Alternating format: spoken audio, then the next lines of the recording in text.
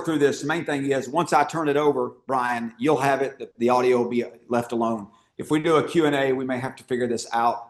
Like I said, we're new to this. But I do want to tell you, I think I'm still coming through. Maybe I'm coming through this one. I don't know. Okay. Brian is up on the screen. Excellent. Wish I could give you more background than I'm going to give you, but Brian is one of those guys that I have been privileged to come across in my new venture in archaeology. And if you go back into our time in Old Testament history and New Testament history, I'm going to tell you all a story. I met Brian in person for the first time in Jerusalem. We were at, I don't remember which hotel we were at, Brian, but I met you. I think it's the original, the Ritz. I think we were at the Ritz that time. Yeah. And I saw Brian across the way, and I went up and met him and said, I want to, just say hello to you. And I want to tell you, number one, first of all, I don't know if I should say I'm sorry or I owe you money or what, but I have completely ripped off a lot of your research. Okay. Because there were some things that he was doing in the podcasts and in the videos that he does with ABR. Digging for Truth is the YouTube sort of, I guess it's the television show, and it goes on YouTube periodically. And Brian, how many times have you been on the Digging for Truth webcast? I think we're close. I think with the next one, I might be at 60. I'm between 55 and 60. So there's a lot of opportunity to see Brian's work and to hear Brian's work. But some of the things that he was doing were just, the research was there. And what I found with Brian is he's not just well researched, but he knows how to communicate it. Brian, how long were you a pastor? I know they're going to have to jog with the audio. How long were you a pastor? And you're still in Canada, correct? I still live in Canada. Yeah, I was a pastor for just over 10 years. And I started a new job in January, but I've been in full-time ministry now for, close to 23 years, 24 years. I was a Bible camp director before I was a pastor. So a lot of us can connect with, we can resonate with that, because my connection with this church came through my grandfather's youth camp from when I was a little kid. And my grandfather helped start this church, or was a part of the constituting of this church 50 years ago. So there's a lot of history there. And so anyway, I'm going to hand it over to Brian because I want him to have opportunity to tell us about ancient Jericho, give us a sense of the city, what the Bible has to say about it, the details. We've talked about the questions that he's going to answer in terms of that. There may be some that you have at the end, and we'll figure out a way to do some Q&A on this. But this is a man with a pastor's heart, with a Christ follower's heart, but he's also a man that loves the evidence and loves the research. And so I feel like I've got a kinship. He's way past me. He's way out of my class in terms of this stuff right here. That's why you bring the experts in. But it's in terms of just a resonant love for things that we have found. There's a lot of commonalities. So I'm going to turn it over. Brian, thank you so much for being with us. And I'm going to flip it around. It's only 6:16. So of all of that stuff, it worked out well. Thank you, Thomas, for making that happen. So I think that I'm going to just turn around and mute, and then you're good to go, Brian. All right. It's all yours, man. Take it away. All righty. I'm going to share my screen here, and get that up. Aaron, if you can just give me a thumbs up if you've got that up on the screen behind you there. Yes. All right. Well, friends, thank you so much for having me. I bring you greetings from your brothers and sisters in Christ in Canada. And I have enjoyed getting to know Aaron over the past 3 years. We connect in Israel at Shiloh each year. We get the privilege of digging there, and I've just appreciated him. And so when he asked if I'd be available and interested, I just jumped at that opportunity. I'd love to connect with you folks. I'm going to talk about Jericho, and the reason for this is that I've done years of study on Jericho, and the last kind of major study on Jericho by an evangelical Christian, it seemed was many years ago, and there hadn't been a lot of updating, and so I thought it was time to give a bit of an update and look into the issue of Jericho again. And so this, I sometimes say, I fell down the rabbit hole, and I'm still down there investigating Jericho, and so I have been putting together a list of all the known late Bronze Age artifacts from Jericho. So that means I've reached out to all sorts of museums all around the world that have pieces from Jericho in their collections, and they sent me their lists of everything they had in their collection, and I sifted through literally thousands of pieces of information in spreadsheets, designed my own spreadsheet. I've been to Jericho twice to study on site. I had the privilege of holding and studying some pottery from Jericho, both at the Rockefeller Museum. That's the photo on the left there. One of the coolest experiences being down in the storerooms of the Israel Antiquities Authority, and then at the Royal Ontario Museum here in Toronto, Canada, because they have a bunch of material from Jericho. And so currently my database has 174 vessels, 392 sherds, 4 scarabs, 1 cuneiform tablet, and 1 figurines for 572 artifacts, many of which date to the time of Joshua, because we'll talk about that in a minute with that. And this all culminated in me writing my thesis, my master's thesis on Jericho, which then in turn became a book. Just in January, end of December, January, my book came out. It's called Joshua's Jericho, and it has all of my information from my research into Jericho. So I'll give you a brief overview tonight, and then if you're interested, you can get a copy of that. It's available through Amazon, and you can learn more about Jericho. Now, one of the things that's really interesting and that I come up against when I talk about Jericho, particularly in the world of academics, is this sort of a mentality. Very famous Israeli archaeologist Israel Finkelstein has said, he and Silberman in their book, The Bible on Earth, said the famous scene of the Israelite forces marching around the walled town with the Ark of the Covenant, causing Jericho's mighty walls to collapse by the blowing of their trumpets, was, to put it simply, a romantic mirage. And so the general sense, the general understanding by a secular archaeologist is that the biblical description of what happened at Jericho at the time of the conquest is not to be trusted. It was written hundreds up to 1,000 years later by a supposed group of priests living in exile who were trying to invent a glorious backstory for their people. I don't believe that. I believe that the book of Joshua and the book of Judges were written around the time of these events, and by people maybe even based on reports of people who had seen these events in person. And so what we're going to do tonight is look at what was Jericho like. In Joshua chapter 6, we read this. It says, "And the Lord said to Joshua, see, I have given Jericho into your hand with its mighty men of valor." So the people shouted, and the trumpets were blown. And as soon as the people heard the sound of the trumpet, the people shouted a great shout. And the wall that fell down flat, so that the people went up into the city, every man straight before him. And they captured the city, and they burned the city with fire. And so from this, these group of verses that I've selected from this chapter, we see that Jericho was occupied. It had king and mighty men of valor there.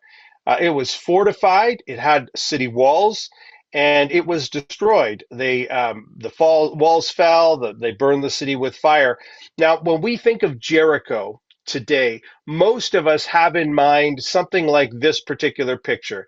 A massive, massive city that came crumbling down. And Jericho has almost taken on a city of mythic proportions. In actual fact, Jericho was quite a small city, and as we'll see, and that's what the archaeology tells us. Sometimes we read into the text things that aren't there, and we have to be really careful about doing that. Now, when we talk about Jericho, Jericho is one of the oldest and longest occupied sites that we know of in the world. And so we need to figure out where Joshua comes in. Those of us who deal with archaeology, we want to know when, at what point BC, what number BC was Joshua. And thankfully, the Bible gives us some indication that way. In 1 Kings 6:1, it says it was in the 480th year after the people of Israel came up out of the land of Egypt, in the 4th year of Solomon's reign over Israel, in the month of Ziv, which is the 2nd month, he began to build the house of the Lord.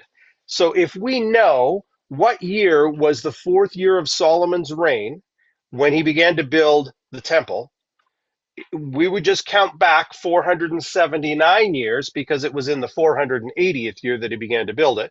So we count back 479 years and we come up with a date. And many scholars today would place the fourth year of Solomon's reign around 966, 967 BC. And so we backtrack to get the date of the Exodus. And then, of course, they wandered for 40 years.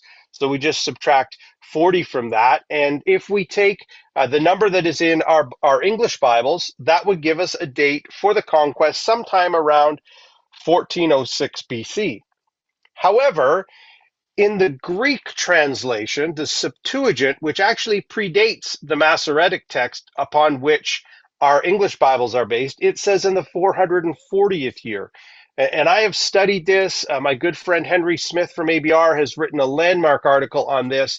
And in the end, he says this was likely, the 440th year was likely the original Greek number. And now, but we don't know which one of these two numbers is correct. Now he would probably side with the 480th, and I might side closer to the 440th.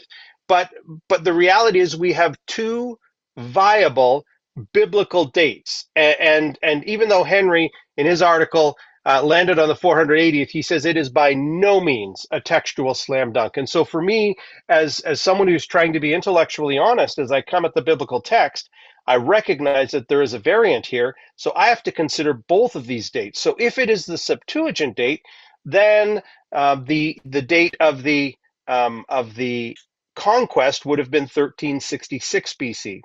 So when it comes time to dating different things, the way that we as archaeologists date different things we find, it's not like we find things that give us a solid date, a single year. We get these windows. In fact, the entire late Bronze Age, which is when these particular events happened, all of that is based on Egyptian chronology, and there's a known plus or minus 20-year margin of error at this particular point in history in the late Bronze Age for the pharaohs. We can't even agree on what dates the pharaohs reigned. There's a high chronology, a middle chronology, a low chronology, a radical chronology for Egypt. And so what I do is I recognize that there's this margin of error in the way we date things. And so I take a plus or minus 20-year margin of error, and that gives me this conquest window sometime between 1426 and 1346 BC. Anytime in there, I'm going to look at the archaeological evidence that's in that, because archaeological evidence usually fits a window, not so much a particular year when we find it. And so if I say late Bronze Age 1 or late Bronze Age 2, it's right in that kind of horizon that this particular event, the Bible would place the fall of Jericho. Now, Jericho has been heavily excavated for many years.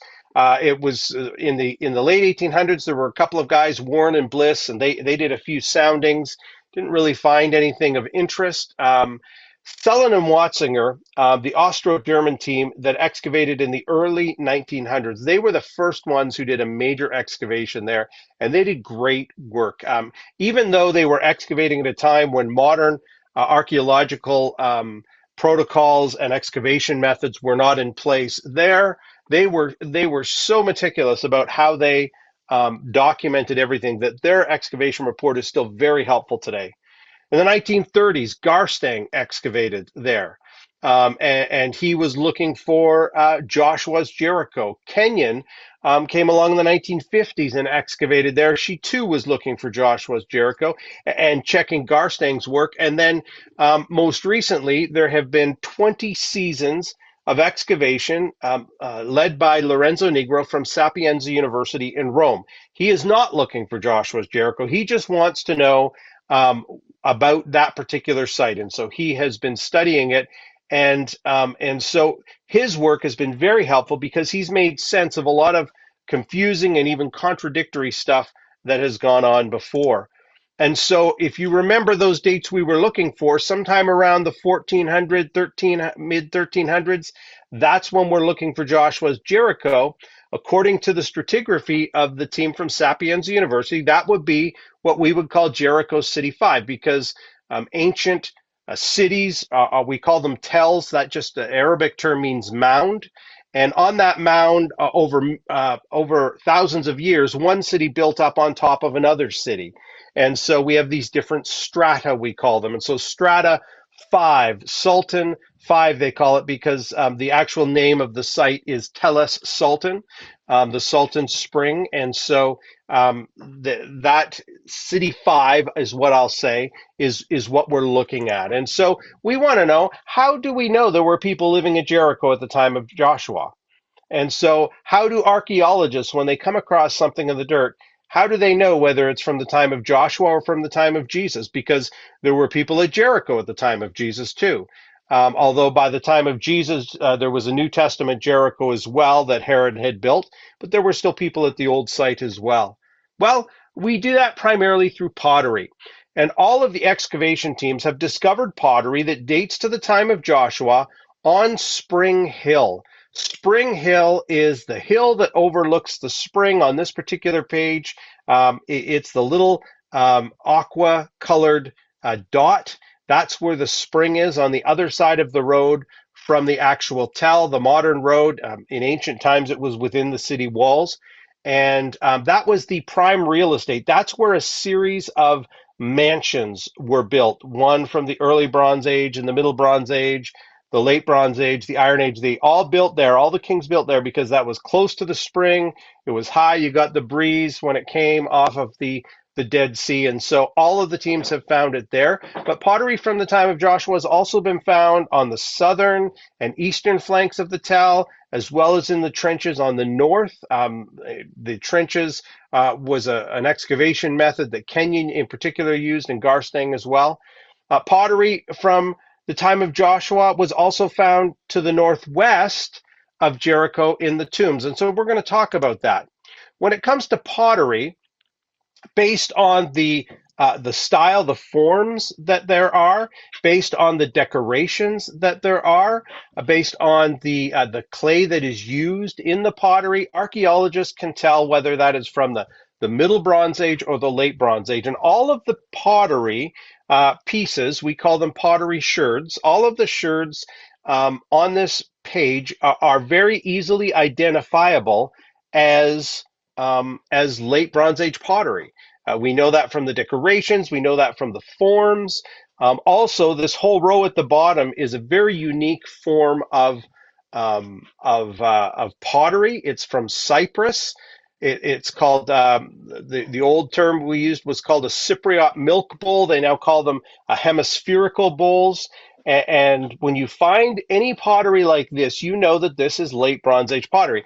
I have the privilege of digging at Shiloh every year.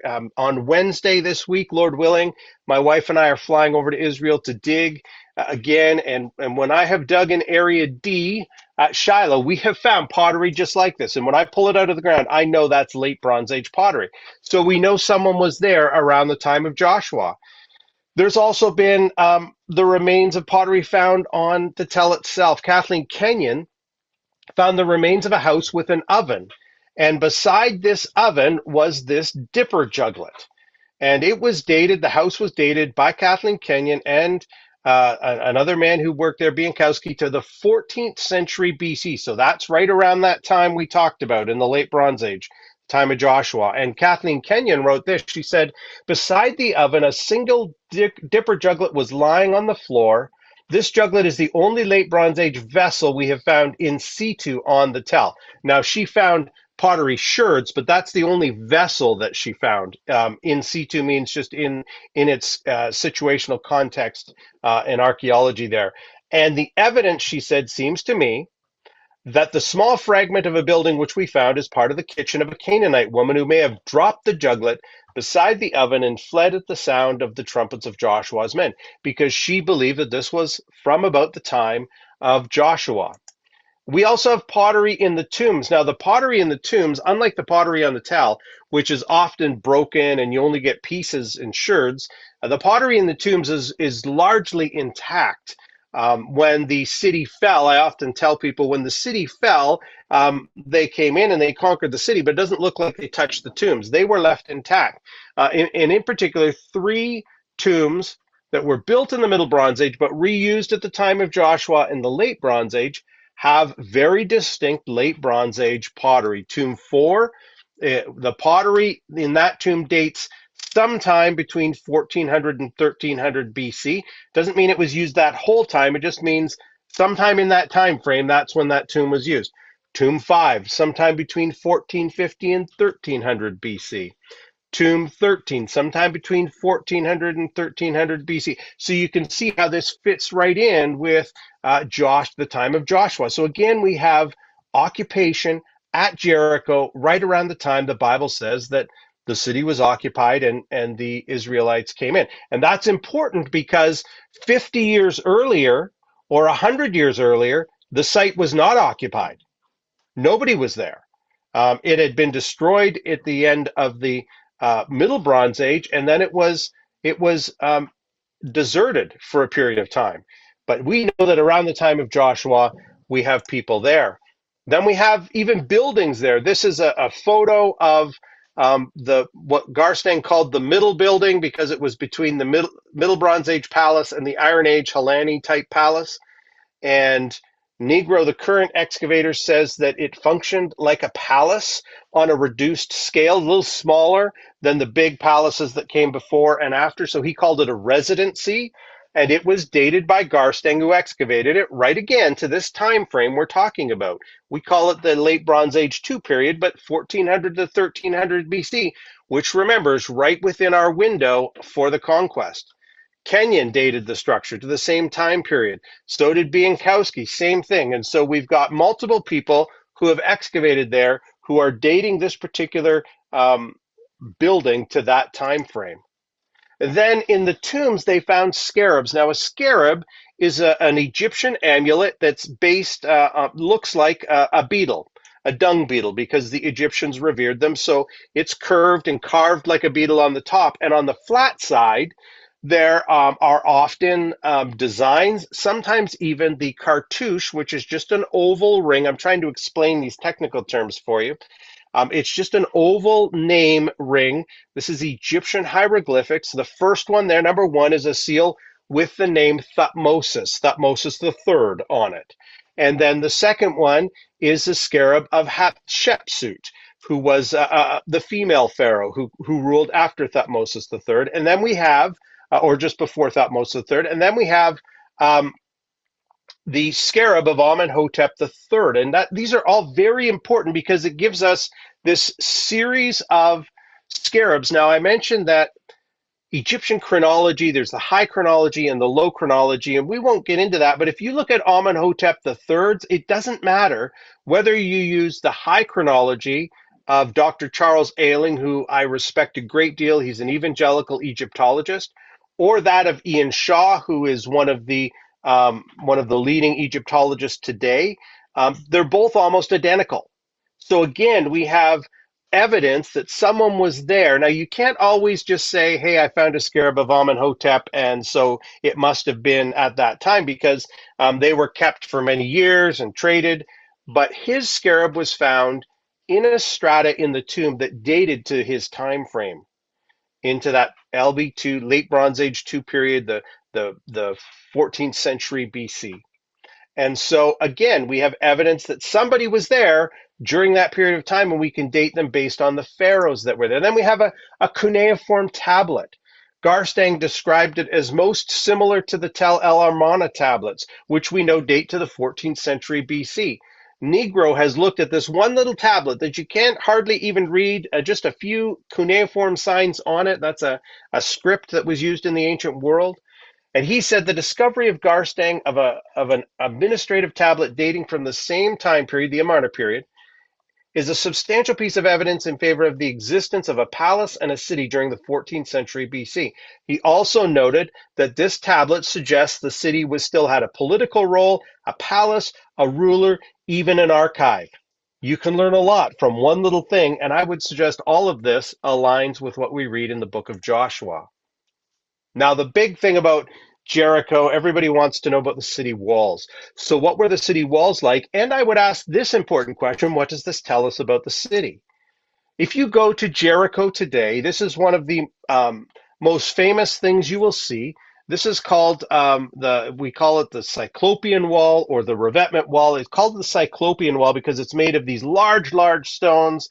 The ancient people thought only a cyclops was big enough to put it in place. And so we call it the Cyclopean Wall or the revetment wall. This is part of the wall that would have been there, but it doesn't fall because on top of that stone wall, they would build a mud brick wall. And so the excavations have actually revealed, and you can see in this picture, that there are just a few courses where that arrow is pointing of mud bricks remaining on top of the Cyclopean wall. And so in the late Bronze Age, at the time of Joshua, the people of Jericho rebuilt the city by adding this mud brick wall on top of the stone wall. So you can see based on the person in this picture how tall the stone wall is, and then you've got a mud brick wall on top of it. And the most recent excavations have shown they've excavated another part of this wall, and they've discovered that the mud brick wall was 2 meters wide, and it was about 20 to 30 centimeters back from the front edge of the stone wall. So about a foot, they set it back about a foot. And this dates, according to Lorenzo Negro, to the time of time of Joshua. Again, that late Bronze Age 1-2 period. This is an article he published. Now, this is a picture of a wall at Beersheba. If you go to Beersheba today, you'll see a stone base and then a mud brick wall on top of it. That's what the walls of Jericho would have looked like. And knowing how wide the city wall is very helpful because archaeologists use a 1-to-3 ratio when estimating a wall's height compared to the width. So given that we know that the mud brick wall that they found on top of the Cyclopean wall there, that stone wall, is 2 meters wide, that would tell us that it stood at a maximum height of 6 meters or 19 feet tall. So that was on top of the stone wall we've already seen the height of. So you remember when the people came, the spies went into the land of Canaan, we see the cities walled up to the heavens. That's what it would have looked like at Jericho. And an archaeologist now gives us an idea of how tall these particular walls were. And because we know we've traced that wall, that stone wall, around much of Jericho by the different excavations, we now know how big it was. It was about 4.5 hectares or 11 acres in size. Now, how big is that? For comparison, Hatzor, the great city of Hatzor at this time, was 207 acres in size. Lachish was 20 acres in size. Megiddo was 49 acres in size. Jericho, 11. So it is not this massive, massive city-state that people have thought. It was a relatively small city. It was a city-state. It was fortified, but it wasn't this massive, massive city. It was hugely important because it was the first city that they were able to conquer, and it gave them then control of the ford of the Jordan River, but it wasn't a massive, massive city. And so very helpful for us to know. And then we come to destruction. To me, this is the most compelling evidence that Joshua's conquest occurred just as the Bible describes. Because when the archaeologists excavated those stone walls, what they discovered was a fallen, you can see it in this diagram here, that stone wall is that black stone wall that you see there. They found this fallen, collapsed red mud bricks at the base of it, almost going up like a ramp. And the Bible says that when the walls fell, they went up into the city, and that probably right up that ramp of fallen mud bricks. Now, what's really interesting is Kathleen Kenyon, who excavated this, she thought this belonged to the previous city from the Middle Bronze Age, City 4. But the evidence that the current excavator has found is that they are from the city in the LB2A period. So that's that 14th century BC, City 5. In fact, I had a friend just sent me this past week. Lorenzo Negro has just published a book on Jericho. Unfortunately, it's in Italian. But thankfully, Google Translate is able to help me paragraph by paragraph looking at what he says. And he says that wall fell in the 14th century BC. Well, friends, that's right in our window for the conquest. And so this is hugely important. We now have found the walls that fell. I believe that firmly. And we've also found a house that was destroyed. Now, here's the problem with Jericho. Jericho in the late Bronze Age, when the Iron Age people came along, they actually scraped most of the stuff away in order to rebuild on it. And through erosion over the thousands of years, it's actually eroded down past that, past the late Bronze Age, even into the Middle Bronze Age. So there's not a lot of stuff from the late Bronze Age. But they excavated a house. Remember that house I told you about, Kathleen Kenyon found with the dipper juglet? Notice from her excavation report that here in phase 54, she notes a destruction. And she says in her book, as concerns the date of the destruction of Jericho by the Israelites, all that can be said is that the latest Bronze Age occupation should be, in my view, dated to the third quarter of the 14th century BC. This is a date which suits neither of the scholars who date the entry into Palestine and 1400 BC, nor the school who prefers the later date of 1260 BC. But for me, who goes, well, the Septuagint would put it in that 14th century BC range. That's right, again, in our range for the conquest window. And then we ask about destruction by fire. Well, there is a little bit of evidence that Negro has noted. He said the late Bronze Age ends in some kind of conflagration, and then there's a gap.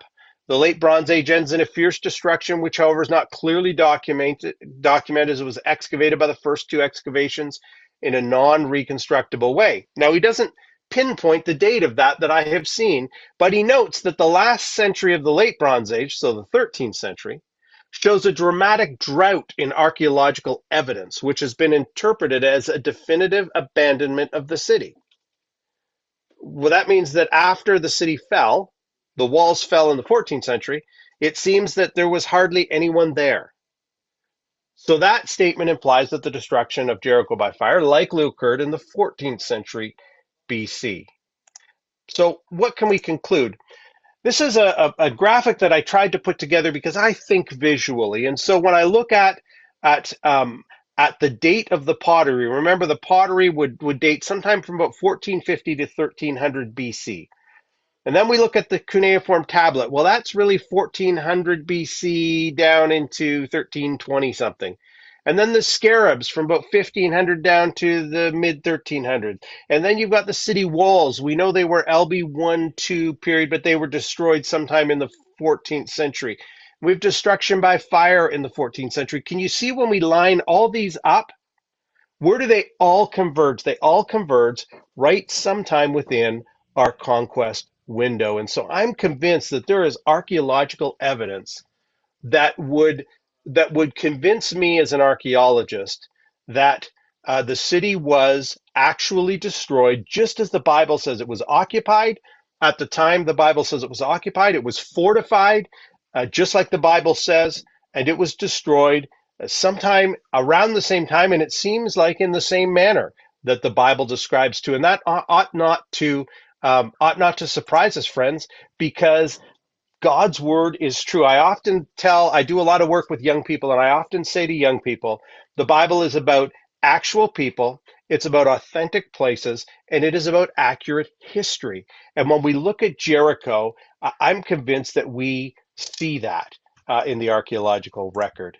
And so that's my presentation, and I certainly don't mind taking any questions. If anyone has any questions, I'll stop the share there at that point.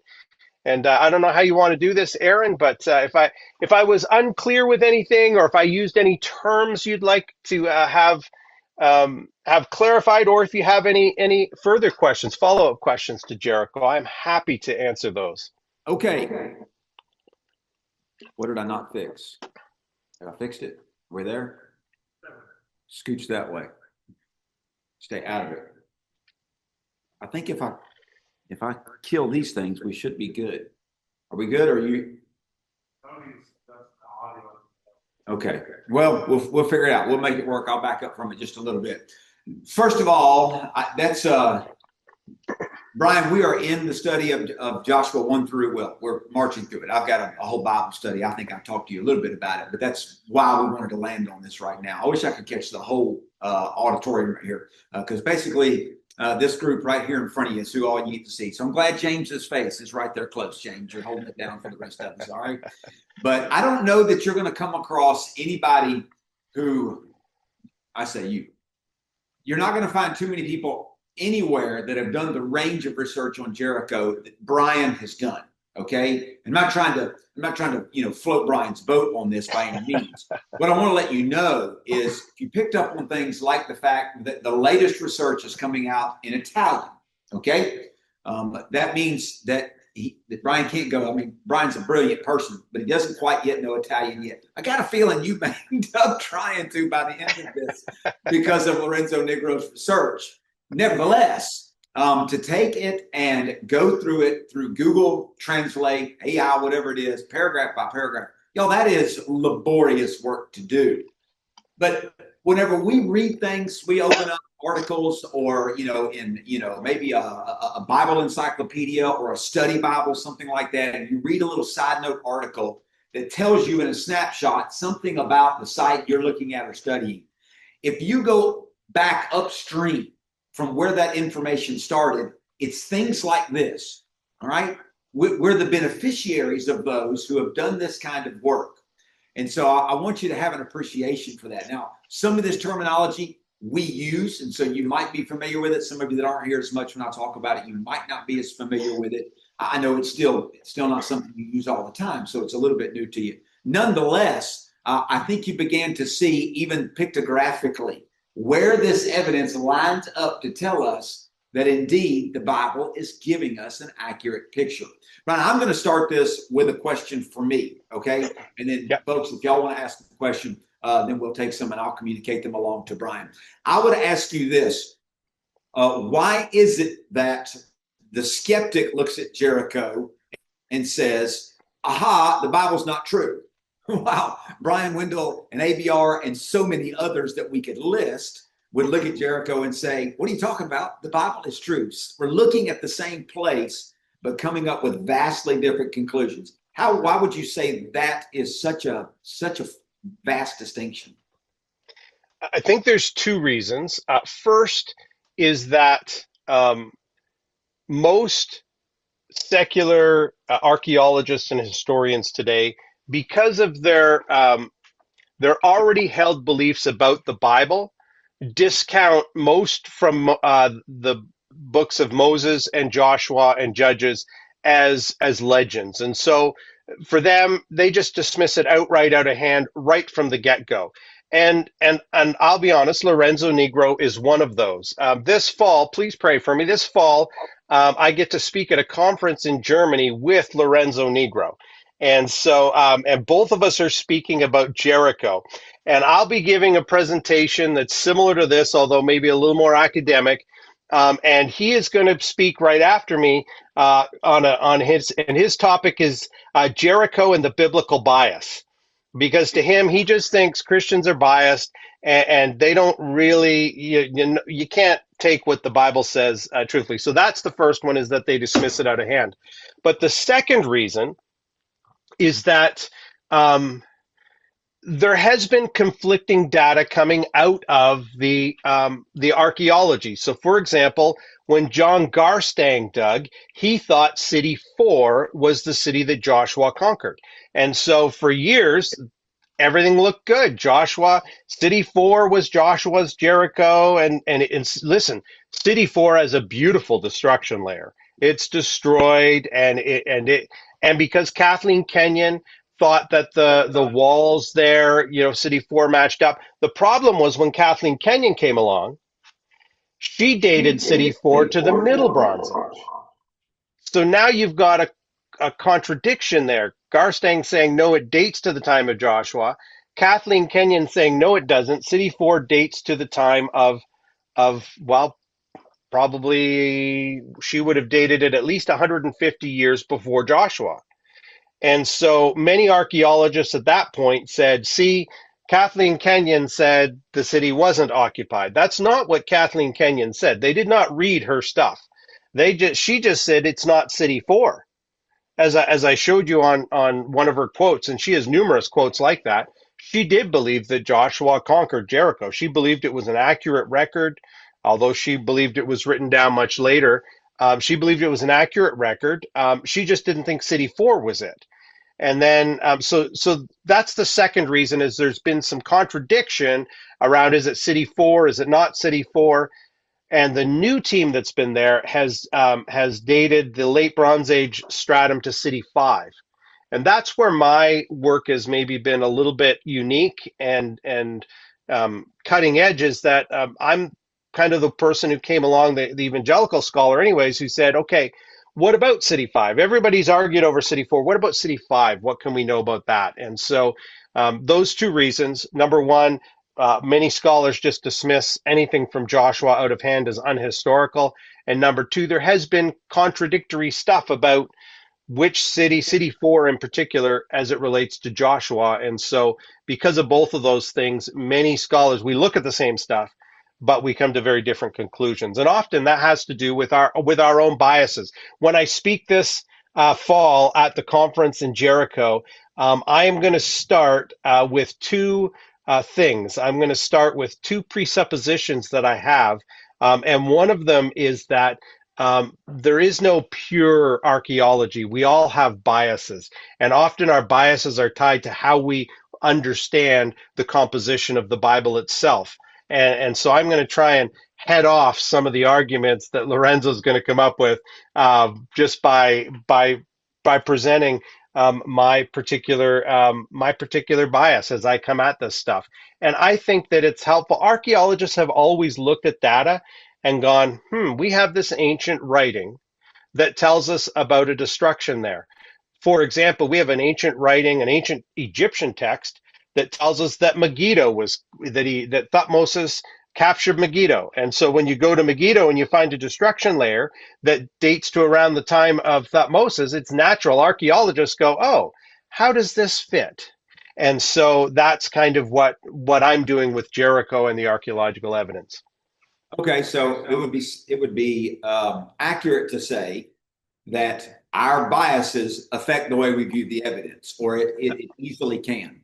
And so Absolutely. I encourage people all the time to be sure, if we recognize that can be true, then let's be honest with the way that we treat it, and not just look at skeptics and go, yes, but they are biased. We can bring our biases as well. Absolutely. I'd like to make sure that's known, folks. When you read things from the best of archaeologists, they're still looking through the lens of bias. Now, here's what I would want to also, if you want to speak to this, you can. If not, I can just make this as a comment. When you're looking for something in the wrong place, you're sure not to find it. And all the wives here would say amen to that, because men have to ask again and again. I thought you said it was here. It actually was there, but we weren't looking good enough. My mom always says it can't always be on top or in the front. Sometimes you have to look a little deeper. But if you're looking in the fridge and it's in the pantry, you're not going to find it there. And if you want to dig into this some more, no pun intended, I mean, dig in, please. Come with us and dig. But if you want to dig into this some more, you'll realize that oftentimes you're going to read. I just read a book this week by a man named Eric Klein. He writes to a little bit less academic audience, but they're engaging books. But he would say, well, we have to discount this about the ancient Israelites because we know the ancient Israelites weren't there. Well, he knows that because he believes that, not because it's true necessarily. He has accepted a position that whenever Brian Wendell presents his evidence, he would go, but Brian can't be right because the Israelites weren't there. But hang on, what does the evidence actually say? You run into that again and again, and that's, by the way, we should pray for Brian this fall. By the way, make sure you send me that date. Because we will pray for you. If you're talking about going into the lion's den on something like this, they're not going to come and pat Brian on the back and say, hey, man, we enjoyed your presentation. Even though we disagree with you, we really enjoyed it. No, he doesn't know what he's going to face. It's not a particularly kind world to find yourself in sometimes, in that world that wants to defend its positions fiercely. And so, man, I knew that Brian was doing that, but I'm glad I got a reminder of what he's walking into. So we will definitely pray for that. Any questions about? I do have another one, but I want to give y'all a chance to ask any questions. Danny? What is it about these artifacts that caused you to come up with that date? Okay, what are the dates? How do you come up with the dates when you see those artifacts? I don't know if you want to address one of them in particular, maybe pottery would help you to date, to explain how you come up with a date when you look at an artifact. Sure. So over the last probably 100 years, say the last 100 years of archaeology, they have been able to establish a what they call a typology, and so often it's based on destruction layers. For example, I mentioned that Thutmose III, he had left a big long inscription at his temple in Karnak, where he describes going into the land of Canaan and destroying multiple cities. And so when we find a destruction layer that matches that, actually multiple destruction layers that match that campaign, and we look at the pottery from that time period, we know when he lived, and so we're able to now have a bit of a kind of chronology of that particular time frame. And so you multiply that by all these different sites over the last 100 years, and we start to see the evolution, small e evolution of pottery. My dad, the way I describe it is this: my dad grew up in the 1950s in a town in southern Ontario, Canada, and his house backed onto a car sales lot. And so he got to see all these cars through the 1950s come. And the cars in the 1950s were um, far less boring than they are today. I mean, they did all sorts of great things with cars in the 1950s. And so when I was a kid, I would drive down and we'd drive past this old car. I'd say, Dad, what kind of car is that? And he would go, that's a 1957 Chev, or that's a 1952 to 54 Chev, this, because he knew when the styles changed. And so we as archaeologists, because of the typology, we know when that changed. Another example are those cuneiform tablets. We have an archive called the Amarna Archive that was discovered in Egypt, which were a whole group of letters written from kings all around the ancient Near East, but a whole collection written from the kings in Canaan, of these rulers of these city states, to largely two pharaohs, Amenhotep III, and the other is his son Akhenaten. And so if you find a tablet that is like the Amarna tablets, it likely dates to around that time period. And so we're able to then, our dig director, Scott Stripling, says triangulate dates. Later in history, in the Roman era, sometimes we find coins that actually have dates on them, and that's very helpful. We have scarabs that are helpful if we find them in the proper context, because we know and again, we're talking windows, right? We know around the time when they reigned. And so when we have a scarab and we have some pottery from that time frame, we match up the pottery with the dates. And so when we find a piece of pottery sherd that just comes out of the ground, we can often we have what's called pottery reading each day, where we look at the pottery that we had found the day before, and the square supervisors go down and they meet with our dig director and a couple of pottery experts, and they read the pottery. They are able to look at it then and tell what time period it was from, and it's because of all these dating methods correlating with the different period types of pottery, which changes over time. And over the last 100 years of excavations all through the southern Levant, they have put that together into a gigantic book. I have it here right behind me. Nope, not that one. This one here. Um, this is the book that we use on site. This is the one from the Middle Bronze Age. And within it, I can go to any period, and it tells me it has different exemplars of what the pottery looks like, and it gives me descriptions of where they came from. And so over the last 100 years, all that information has been put into helpful books like this, which then when we find something, we can consult something like this to figure out when it actually, what time period it came from. So you might could say that essentially we're looking at changes in technology. And when those changes in technology can agree with inscriptions or writings that would tell us when those dates took place, you could know that I've got an iPhone. Well, do you have an iPhone from, the early 2000s or from the 2020s? Well, if you lived it, you know it. If not, you have to go back and find a way that differentiates those. I don't know if that helps you, But there is a lot that goes on in that. Obviously, it's not a super simple, easy process. They've been building on the work of one another for years. And by the way, every time there's new discoveries, dating gets a little better. A little. And we're talking about a little better. We're talking about by increments. Sometimes there's massive, big ones, but a lot of times it's by little increments. Let me give an example here real quick. So this is a dipper juglet. The handle's gone, but this is a dipper juglet that I bought in Israel last year. And you could look at the bottom. It kind of comes down to a bit of a rounded point.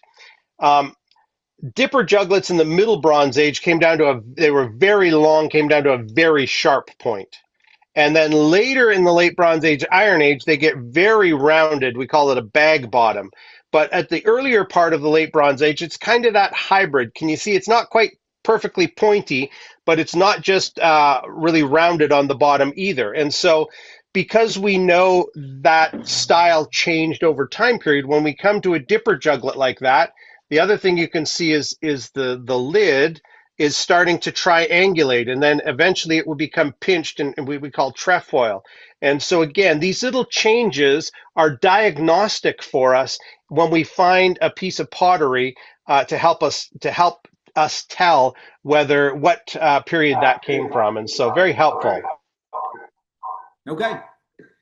How long would it have taken to walk one time around Jericho? I timed it once. Okay.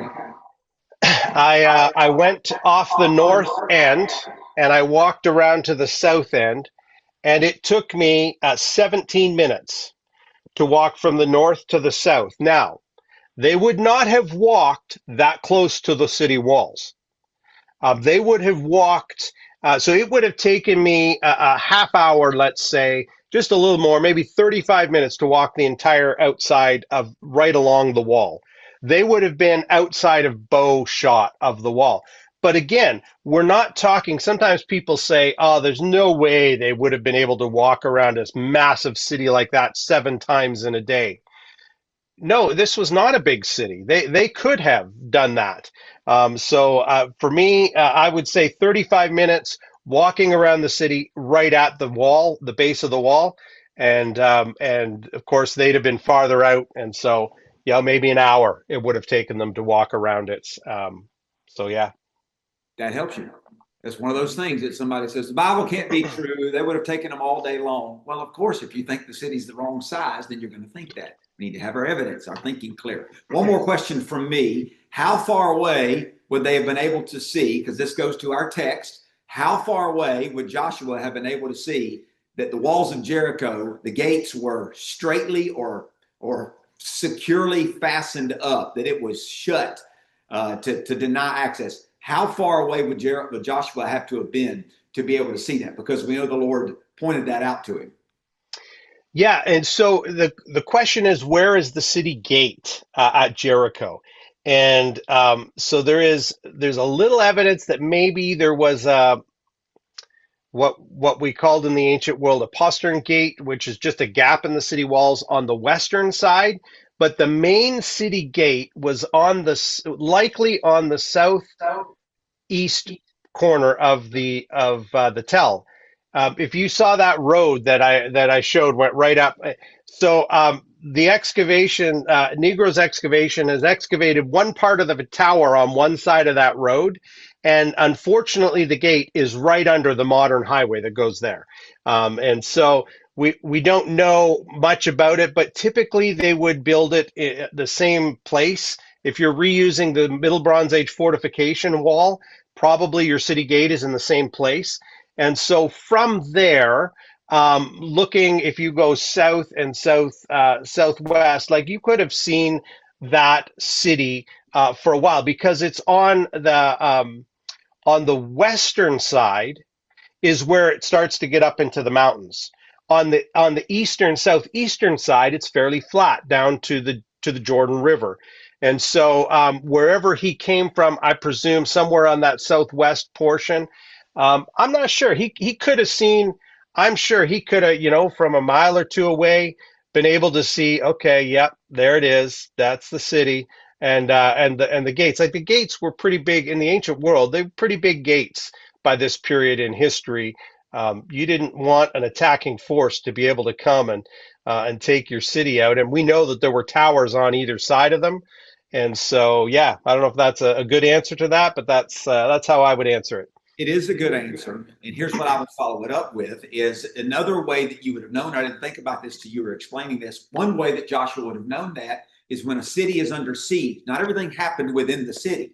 If everything's business as usual and things are good and people are at peace, there's business outside the city. People are doing things. They may have little patches for gardening, for growing crops. They may have places out there where they'll sell their wares. Maybe, I don't want to say a market, but there's going to be business and activity outside of the city. Travelers coming to and fro. Whenever there's a siege, everybody draws back up into the city.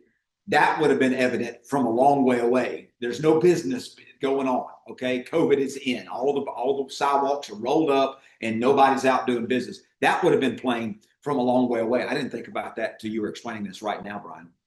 Any other questions at all? We'll let Brian go and let y'all go home, but I want to give you an opportunity. Thomas? What technologies are y'all using? LiDAR or anything? Any new technology? Is LiDAR or any kind of new technology along those lines being used at Jericho right now? To my knowledge, no. That they are using, in fact, I don't even think they're using wet sifting at Jericho right now. At least I haven't even heard that. Our group, of course, if you heard from Aaron, our group is using wet sifting, which is where we take the stuff that's sifted and then we spray it with water, because sometimes, at Shiloh, what looked like just was a rock. When they sprayed water on it, it was just a clump of sand. And when they sprayed water on it, that's actually how they found one of the gold stars from Area D, was they found it in wet sift. And so very helpful finding scarabs. When you clean the dirt off, you start to see things. And so I don't even think that they're using that kind of technology there either. And so the reading that I've done of their excavations, and thankfully he publishes in English too, not just in Italian. His first major article was in this book here, which is a very it's a German work, Durch die Zeiten, Through the Ages. Half of the articles are in English, half of them are in German, and thankfully his was in English. So this was just an obscenely priced book that was very hard to get, but ABR thankfully purchased it for me so I could read the one article in it on Jericho. And so when you read about his stuff, it does not sound like he's using that kind of technology. It sounds like they're using pretty standard, and even in Israel, a lot of our Israeli colleagues who dig are not using wet sifting. Some of them aren't even sifting everything that they dig, and so a lot of them are just based on what they're finding in the square as they dig. And so my sense is that that's how the Italian team, and they have Palestinian workers from the West Bank area who help them. My impression is that that's how they're digging. Their practices are there. Okay. I will tell you that some new technologies like LiDAR can be very helpful, but there ultimately is no replacement for, to put it one way, boots on the ground. The radar ground penetration can tell you a story that's not really there. That's why you need to be cautious about things like this Noah's Ark stuff that's been going around. Sounds good. It sounds cool. But the reality is somebody would need to dig there to confirm things that really aren't attested by those kind of technologies. So we're cautious about jumping on those. Doesn't mean we don't believe that Noah's Ark was true. Obviously we do. We're just careful about evidence that isn't really evidence yet. It's got to be shown. And LiDAR can be a little bit misleading sometimes. But technologies are getting better. I cannot believe they're not wet sifting at Jericho. No, a lot of people aren't. It's all right, any other questions then? Yeah. Any other questions at all?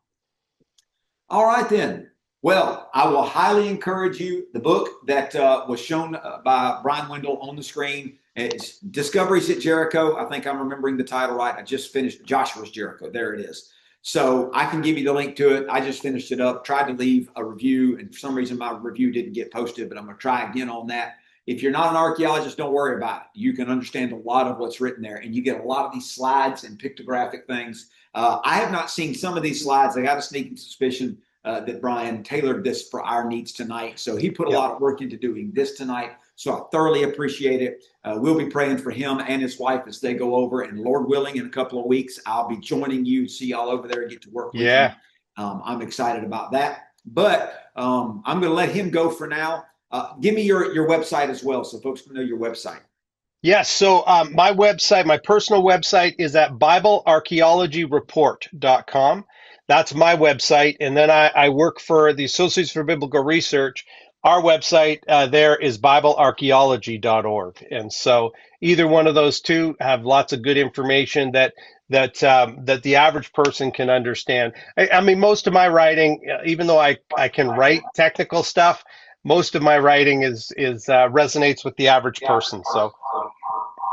And I can attest to that because I've read his stuff on the Amarna tablets, on the Jericho stuff, and even on Digging for Truth. If you get into that from the Associates for Biblical Research website, when Brian's on there, I'm telling you, you'll follow right along. A lot of good information, just like he did tonight. Some of this may be beyond what you're accustomed to. That's okay. But a lot of this should have given you a good sense for what's coming out of Jericho and what has been. All right, with that, Brian, I'm gonna let you go. I will probably reach out to you here in just a little while. Man, thank you so very much. Anything you want to say before I let you go? Listen, it is an honor to be with you, and I just encourage you, you folks, that you can trust the Bible. And sometimes some of us come at it, and we have, Lord bless us, particularly the older generation, have this idea, God said it, and I believe it, and that settles it for me. And the Lord bless you if that's your outlook on life. But I deal with a lot of young people, and for them, they need to see evidence, and they have doubts. So even in our churches, young people harbor these secret doubts, and so I'm always thrilled when I can share evidence that the Bible is trustworthy. It is about actual people and authentic places and accurate history. You can trust what God says. Amen. All right. Thank you, Brian. All right, we can take care, Aaron. Thanks, friends. That link, and I'll